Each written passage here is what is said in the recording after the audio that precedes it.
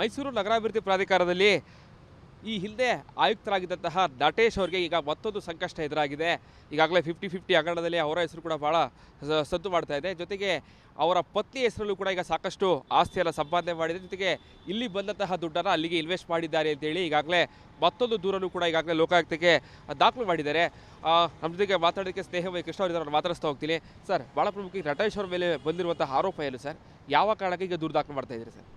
Sir, Natesh ಅವರು ಮೈಸೂರು ನಗರಾಭಿವೃದ್ಧಿ ಪ್ರಾಧಿಕಾರದ ಆಯುಕ್ತರಾಗಿದ್ದ ಸಂದರ್ಭದಲ್ಲಿ ಸಾಕಷ್ಟು ಭ್ರಷ್ಟಾಚಾರ ನಡೆಸಿ ಸುಮಾರು ಕೋಟಿಗಳಂತರ ಹಣವನ್ನು ಅಕ್ರಮ ಸಂಪಾದನೆ ಮಾಡಿದರೆ ಅನ್ನೋ ಒಂದು ಅನುಮಾನ ಆಯಿತು. ಆ ಹಣವನ್ನು ಅವರ ಕುಟುಂಬದವರ ಹೆಸರಲ್ಲಿ ಅಥವಾ ಆಪ್ತರ ಹೆಸರಲ್ಲಿ ಒಂದು ಹೂಡಿಕೆ ಮಾಡಿದರೆ ಅಥವಾ ಆಸ್ತಿಗಳನ್ನು ಖರೀದಿ ಮಾಡಿದ್ದಾರೆ ಅಂತ ಕೂಡ ಅನುಮಾನ ಆಯಿತು. ಇದಕ್ಕೆ ಸಂಬಂಧಪಟ್ಟಾಗೆ ಮಾಹಿತಿಗಳನ್ನು ದಾಖಲೆ ಸಂಗ್ರಹ ಮಾಡೋ ಪ್ರಯತ್ನ ಮಾಡಿದಾಗ ಈಗ ನಮಗೆ ದೊರಕಿರೋ ದಾಖಲೆಗಳ ಪ್ರಕಾರ ಅವ್ರ ಹೆಂಡತಿ ಏನಿದ್ದಾರೆ ಶ್ರೀಮತಿ ರಶ್ಮಿಯವರು, ಅವ್ರನ್ನ 3-4 ಕಂಪ್ನಿಗಳಲ್ಲಿ ನಿರ್ದೇಶಕರನ್ನಾಗಿ ಅಥವಾ ಪಾಲ್ದಾರನ ಮಾಡಿದ್ದಾರೆ. ಮತ್ತು ಆ ಕಂಪ್ನಿಗಳ ಹೆಸರಲ್ಲಿ ಆಸ್ತಿಯನ್ನು ಖರೀದಿ ಮಾಡೋದು ಸ್ಪಷ್ಟವಾಗಿ ಕಂಡುಬಂದಿದೆ.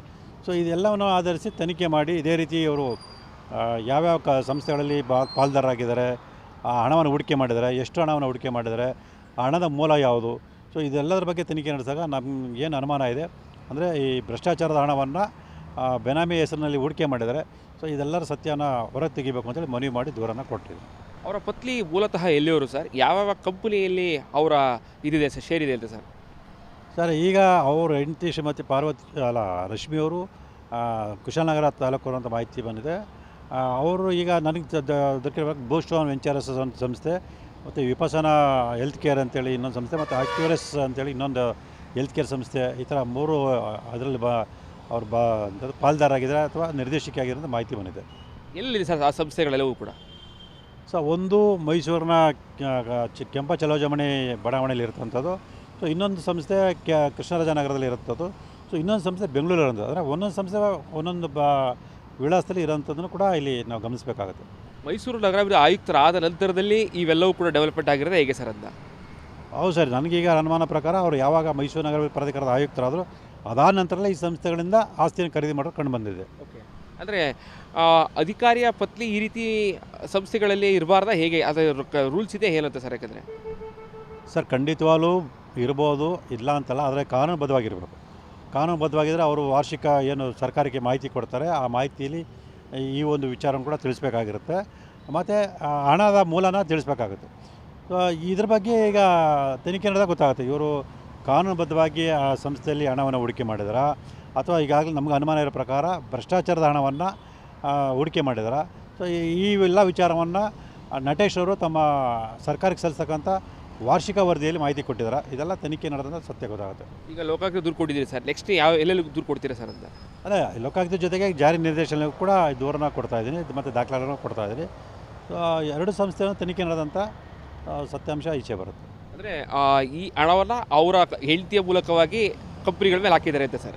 ಹೌದು ಸರ್, ಏನು ಇವರು ಭ್ರಷ್ಟಾಚಾರದ ಹಣವನ್ನು ಸಂಪಾದನೆ ಮಾಡಿದ್ದಾರೆ, ಆ ಹಣವನ್ನು ಅವ್ರ ಹೆಂಡತಿ ಶ್ರೀಮತಿ ರಶ್ಮಿಯವ್ರ ಮುಖಾಂತರ ಅಥವಾ ಅವ್ರ ಆಪ್ತರ ಮುಖಾಂತರ ಇಲ್ಲಿ ಬಂಡವಾಳನಾಗಿ ಹೂಡಿದ್ದಾರೆ ಅನ್ನೋದು ಅನುಮಾನ ಇದೆ. ಓಕೆ, ಈಗ ದೂರು ದಾಖಲು ಮಾಡಿದ್ದೀರಾ ಸರ್. ಈ ಪ್ರಕರಣದಲ್ಲೂ ನಿಮಗೆ ನ್ಯಾಯ ಸಿಗುತ್ತೆ ತಲಿಸಿದೆ ಸರ್ ಅಂತ? ಸರ್, ಖಂಡಿತವಾಗಲೂ ಸರ್, ನಾನು ಪ್ರಾರಂಭದಲ್ಲೂ ಕೂಡ ಹಂತವಾಗಿ ಜಯವನ್ನು ಗಳಿಸ್ತಾ ಬರ್ತಾಯಿದ್ದೀನಿ. ಸೊ ಈ ವಿಚಾರದಲ್ಲೂ ಕೂಡ ನಾನು ಜಯವನ್ನು ಗಳಿಸ್ತೀನಿ. ಸೊ ಈ ಮೂಲಕ ಭ್ರಷ್ಟ ಅಧಿಕಾರಿಗಳು ತಾವು ಯಾವುದೇ ರೀತಿಯಲ್ಲೂ ಕೂಡ ಬೆನಾಮಿ ಹೆಸರಲ್ಲಿ ಸಂಪಾದನೆ ಮಾಡಿದ್ರು ಅಥವಾ ಹೂಡಿಕೆ ಮಾಡಿದ್ರು ಕೂಡ ಯಾವತ್ತಾರು ಒಂದು ದಿವಸ ನಮ್ಮಂಥ ಸಾಮಾನ್ಯ ವ್ಯಕ್ತಿಗಳು ಹೊರತೆಗೆಯುವಂಥ ಸಂಭವ ಇರುತ್ತೆ ಅನ್ನೋದನ್ನು ಸಾಬೀತುಪಡಿಸ್ತೀನಿ ಅನ್ನೋ ವಿಶ್ವಾಸ ನನಗಿದೆ. ಮೈಸೂರು ನಗರಾಭಿವೃದ್ಧಿ ಪ್ರಾಧಿಕಾರದಲ್ಲಿ ಈ ಹಿಂದೆ ಆಯುಕ್ತರಾಗಿದ್ದಂತಹ ನಟೇಶ್ ಅವರಿಗೆ ಈಗ ಮತ್ತೊಂದು ಸಂಕಷ್ಟ ಎದುರಾಗಿದೆ. ಈಗಾಗಲೇ 50-50 ಹಗರಣದಲ್ಲಿ ಅವರ ಹೆಸರು ಕೂಡ ಭಾಳ ಸದ್ದು ಮಾಡ್ತಾ ಇದೆ. ಜೊತೆಗೆ ಅವರ ಪತ್ನಿ ಹೆಸರಲ್ಲೂ ಕೂಡ ಈಗ ಸಾಕಷ್ಟು ಆಸ್ತಿಯನ್ನು ಸಂಪಾದನೆ ಮಾಡಿದೆ. ಜೊತೆಗೆ ಇಲ್ಲಿ ಬಂದಂತಹ ದುಡ್ಡನ್ನು ಅಲ್ಲಿಗೆ ಇನ್ವೆಸ್ಟ್ ಮಾಡಿದ್ದಾರೆ ಅಂತೇಳಿ ಈಗಾಗಲೇ ಮತ್ತೊಂದು ದೂರನ್ನು ಕೂಡ ಈಗಾಗಲೇ ಲೋಕಾಯುಕ್ತಕ್ಕೆ ದಾಖಲು ಮಾಡಿದ್ದಾರೆ. ನಮ್ಮ ಜೊತೆಗೆ ಮಾತಾಡೋದಕ್ಕೆ ಸ್ನೇಹ ಕೃಷ್ಣ ಅವರಿದ್ದಾರೆ, ಮಾತಾಡಿಸ್ತಾ ಹೋಗ್ತೀನಿ. ಸರ್, ಭಾಳ ಪ್ರಮುಖ ನಟೇಶ್ ಅವರ ಮೇಲೆ ಬಂದಿರುವಂತಹ ಆರೋಪ ಏನು ಸರ್? ಯಾವ ಕಾರಣಕ್ಕೆ ಈಗ ದೂರು ದಾಖಲು ಮಾಡ್ತಾ ಇದ್ದೀರಿ ಸರ್? ಸರ್, ನಟೇಶ್ ಅವರು ಮೈಸೂರು ನಗರಾಭಿವೃದ್ಧಿ ಪ್ರಾಧಿಕಾರದ ಆಯುಕ್ತರಾಗಿದ್ದ ಸಂದರ್ಭದಲ್ಲಿ ಸಾಕಷ್ಟು ಭ್ರಷ್ಟಾಚಾರ ನಡೆಸಿ ಸುಮಾರು ಕೋಟಿಗಳಂತರ ಹಣವನ್ನು ಅಕ್ರಮ ಸಂಪಾದನೆ ಮಾಡಿದರೆ ಅನ್ನೋ ಒಂದು ಅನುಮಾನ ಆಯಿತು. ಆ ಹಣವನ್ನು ಅವರ ಕುಟುಂಬದವರ ಹೆಸರಲ್ಲಿ ಅಥವಾ ಆಪ್ತರ ಹೆಸರಲ್ಲಿ ಒಂದು ಹೂಡಿಕೆ ಮಾಡಿದ್ದಾರೆ ಅಥವಾ ಆಸ್ತಿಗಳನ್ನು ಖರೀದಿ ಮಾಡಿದ್ದಾರೆ ಅಂತ ಕೂಡ ಅನುಮಾನ ಆಯಿತು. ಇದಕ್ಕೆ ಸಂಬಂಧಪಟ್ಟಾಗೆ ಮಾಹಿತಿಗಳನ್ನು ದಾಖಲೆ ಸಂಗ್ರಹ ಮಾಡೋ ಪ್ರಯತ್ನ ಮಾಡಿದಾಗ ಈಗ ನಮಗೆ ದೊರಕಿರೋ ದಾಖಲೆಗಳ ಪ್ರಕಾರ ಅವ್ರ ಹೆಂಡತಿ ಏನಿದ್ದಾರೆ ಶ್ರೀಮತಿ ರಶ್ಮಿಯವರು ಅವ್ರನ್ನ 3-4 ಕಂಪ್ನಿಗಳಲ್ಲಿ ನಿರ್ದೇಶಕರನ್ನಾಗಿ ಅಥವಾ ಪಾಲ್ದಾರನ ಮಾಡಿದ್ದಾರೆ. ಮತ್ತು ಆ ಕಂಪ್ನಿಗಳ ಹೆಸರಲ್ಲಿ ಆಸ್ತಿಯನ್ನು ಖರೀದಿ ಮಾಡೋದು ಸ್ಪಷ್ಟವಾಗಿ ಕಂಡುಬಂದಿದೆ.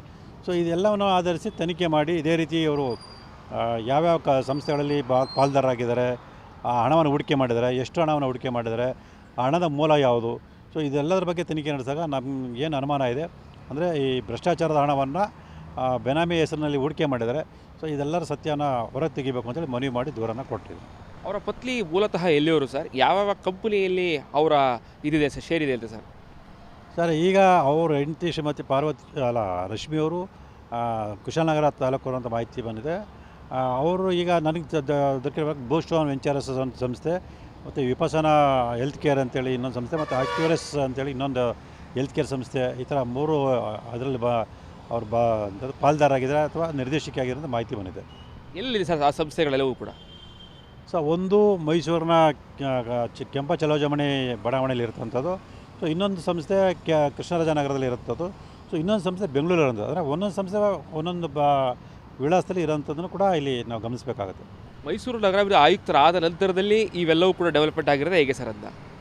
ಹೌದು ಸರ್, ನನಗೀಗ ಅನುಮಾನ ಪ್ರಕಾರ ಅವರು ಯಾವಾಗ ಮೈಸೂರು ನಗರಾಭಿವೃದ್ಧಿ ಪ್ರಾಧಿಕಾರದ ಆಯುಕ್ತರಾದರು ಅದಾದ ನಂತರಲ್ಲೇ ಈ ಸಂಸ್ಥೆಗಳಿಂದ ಆಸ್ತಿಯನ್ನು ಖರೀದಿ ಮಾಡೋದು ಕಂಡು ಬಂದಿದೆ. ಓಕೆ, ಅಂದರೆ ಅಧಿಕಾರಿಯ ಪತ್ನಿ ಈ ರೀತಿ ಸಂಸ್ಥೆಗಳಲ್ಲಿ ಇರಬಾರ್ದ, ಹೇಗೆ ಅದರ ರೂಲ್ಸ್ ಇದೆ ಏನಂತ ಸರ್? ಯಾಕಂದರೆ ಸರ್ ಖಂಡಿತವಾಗ್ಲೂ ಇರ್ಬೋದು, ಇಲ್ಲ ಅಂತಲ್ಲ, ಆದರೆ ಕಾನೂನುಬದ್ಧವಾಗಿರಬೇಕು. ಕಾನೂನುಬದ್ಧವಾಗಿದ್ದರೆ ಅವರು ವಾರ್ಷಿಕ ಏನು ಸರ್ಕಾರಕ್ಕೆ ಮಾಹಿತಿ ಕೊಡ್ತಾರೆ, ಆ ಮಾಹಿತಿಯಲ್ಲಿ ಈ ಒಂದು ವಿಚಾರವನ್ನು ಕೂಡ ತಿಳಿಸ್ಬೇಕಾಗಿರುತ್ತೆ. ಮತ್ತು ಹಣದ ಮೂಲನ ತಿಳಿಸ್ಬೇಕಾಗುತ್ತೆ. ಇದ್ರ ಬಗ್ಗೆ ಈಗ ತನಿಖೆ ನಡೆದಾಗ ಗೊತ್ತಾಗುತ್ತೆ ಇವರು ಕಾನೂನುಬದ್ಧವಾಗಿ ಆ ಸಂಸ್ಥೆಯಲ್ಲಿ ಹಣವನ್ನು ಹೂಡಿಕೆ ಮಾಡಿದಾರಾ, ಅಥವಾ ಈಗಾಗಲೇ ನಮಗೆ ಅನುಮಾನ ಇರೋ ಪ್ರಕಾರ ಭ್ರಷ್ಟಾಚಾರದ ಹಣವನ್ನು ಹೂಡಿಕೆ ಮಾಡಿದಾರಾ. ಸೊ ಇವೆಲ್ಲ ವಿಚಾರವನ್ನು ನಟೇಶ್ ಅವರು ತಮ್ಮ ಸರ್ಕಾರಕ್ಕೆ ಸಲ್ಲಿಸ್ತಕ್ಕಂಥ ವಾರ್ಷಿಕ ವರದಿಯಲ್ಲಿ ಮಾಹಿತಿ ಕೊಟ್ಟಿದ್ದಾರೆ. ಇದೆಲ್ಲ ತನಿಖೆ ನಡೆದ ಸತ್ಯ ಗೊತ್ತಾಗುತ್ತೆ. ಈಗ ಲೋಕಾಯುಕ್ತ ದೂರು ಕೊಟ್ಟಿದ್ದೀರಿ ಸರ್, ನೆಕ್ಸ್ಟ್ ಎಲ್ಲೆಲ್ಲಿ ದೂರು ಕೊಡ್ತೀರಾ ಸರ್ ಅಂತ? ಅದೇ ಲೋಕಾಯುಕ್ತ ಜೊತೆಗೆ ಜಾರಿ ನಿರ್ದೇಶನಕ್ಕೂ ಕೂಡ ದೂರನ್ನ ಕೊಡ್ತಾಯಿದ್ದೀನಿ ಮತ್ತು ದಾಖಲೆಗಳನ್ನು ಕೊಡ್ತಾಯಿದ್ದೀನಿ. ಸೊ 2 ಸಂಸ್ಥೆಯನ್ನು ತನಿಖೆ ನಡೆದಂಥ ಸತ್ಯಾಂಶ ಈಚೆ ಬರುತ್ತೆ. ಅಂದರೆ ಈ ಹಣವನ್ನು ಅವರ ಹೆಂಡತಿಯ ಮೂಲಕವಾಗಿ ಕಂಪ್ನಿಗಳ ಮೇಲೆ ಹಾಕಿದ್ದಾರೆ ಅಂತ ಸರ್? ಹೌದು ಸರ್. ಏನು ಇವರು ಭ್ರಷ್ಟಾಚಾರದ ಹಣವನ್ನು ಸಂಪಾದನೆ ಮಾಡಿದ್ದಾರೆ, ಆ ಹಣವನ್ನು ಅವ್ರ ಹೆಂಡತಿ ಶ್ರೀಮತಿ ರಶ್ಮಿಯವ್ರ ಮುಖಾಂತರ ಅಥವಾ ಅವ್ರ ಆಪ್ತರ ಮುಖಾಂತರ ಇಲ್ಲಿ ಬಂಡವಾಳನಾಗಿ ಹೂಡಿದ್ದಾರೆ ಅನ್ನೋದು ಅನುಮಾನ ಇದೆ. ಓಕೆ, ಈಗ ದೂರು ದಾಖಲು ಮಾಡಿದ್ದೀರಾ ಸರ್. ಈ ಪ್ರಕರಣದಲ್ಲೂ ನಿಮಗೆ ನ್ಯಾಯ ಸಿಗುತ್ತೆ ತಲಿಸಿದೆ ಸರ್ ಅಂತ? ಸರ್ ಖಂಡಿತವಾಗಲೂ ಸರ್, ನಾನು ಪ್ರಾರಂಭದಲ್ಲೂ ಕೂಡ ಹಂತವಾಗಿ ಜಯವನ್ನು ಗಳಿಸ್ತಾ ಬರ್ತಾಯಿದ್ದೀನಿ. ಸೊ ಈ ವಿಚಾರದಲ್ಲೂ ಕೂಡ ನಾನು ಜಯವನ್ನು ಗಳಿಸ್ತೀನಿ. ಸೊ ಈ ಮೂಲಕ ಭ್ರಷ್ಟ ಅಧಿಕಾರಿಗಳು ತಾವು ಯಾವುದೇ ರೀತಿಯಲ್ಲೂ ಕೂಡ ಬೆನಾಮಿ ಹೆಸರಲ್ಲಿ ಸಂಪಾದನೆ ಮಾಡಿದರು ಅಥವಾ ಹೂಡಿಕೆ ಮಾಡಿದ್ರು ಕೂಡ ಯಾವತ್ತಾರು ಒಂದು ದಿವಸ ನಮ್ಮಂಥ ಸಾಮಾನ್ಯ ವ್ಯಕ್ತಿಗಳು ಹೊರತೆಗೆಯುವಂಥ ಸಂಭವ ಇರುತ್ತೆ ಅನ್ನೋದನ್ನು ಸಾಬೀತುಪಡಿಸ್ತೀನಿ ಅನ್ನೋ ವಿಶ್ವಾಸ ನನಗಿದೆ. ಇದಿಷ್ಟು ದೂರದರಾದಂತಹ ಸ್ನೇಹಮಯ ಕೃಷ್ಣ ಅವರ ಮಾತುಗಳು. 3 ಕಂಪನಿಗಳಲ್ಲಿ ಅವರ ಹೆಂಡತಿ ಏನು ಹಣವನ್ನು ಹೂಡಿದ್ದಾರೆ, ಜೊತೆಗೆ ಮೈಸೂರು ನಗರಾಭಿವೃದ್ಧಿ ಪ್ರಾಧಿಕಾರದಲ್ಲಿ ಬಂದಂತಹ ಭ್ರಷ್ಟಾಚಾರದ ಹಣವನ್ನು ಹೆಂಡತಿಯ ಕಂಪನಿಗಳಿಗೆ ನಟೇಶ್ ಅವರು ಇನ್ವೆಸ್ಟ್ ಮಾಡಿದ್ದಾರೆ. ಸೊ ಹೀಗಾಗಿ ಆದಾಯದ ಮೂಲ ಎಲ್ಲವನ್ನೂ ಕೂಡ ತನಿಖೆ ಮಾಡಬೇಕು ಅಂತೇಳಿ ಇವತ್ತು ಲೋಕಾಯುಕ್ತಕ್ಕೆ ದೂರು ಕೊಟ್ಟಿದೆ. ಜೊತೆಗೆ ಇಡಿಗೂ ಕೂಡ ಈಗಾಗಲೇ ದೂರು ಕೂಡ ನಾನು ಕೊಡ್ತೀನಿ ಅನ್ನೋ ಮಾತುಗಳೆಲ್ಲ ಹೇಳ್ತಾ ಇದ್ದಾರೆ. ಕ್ಯಾಮ್ರಾ ಪರ್ಸನ್ ಸಚಿವ ಜೊತೆಗೆ ವಿನೋದ್ ಪಡವಾರಳ್ಳಿ, ಕನ್ನಡ, ಮೈಸೂರು.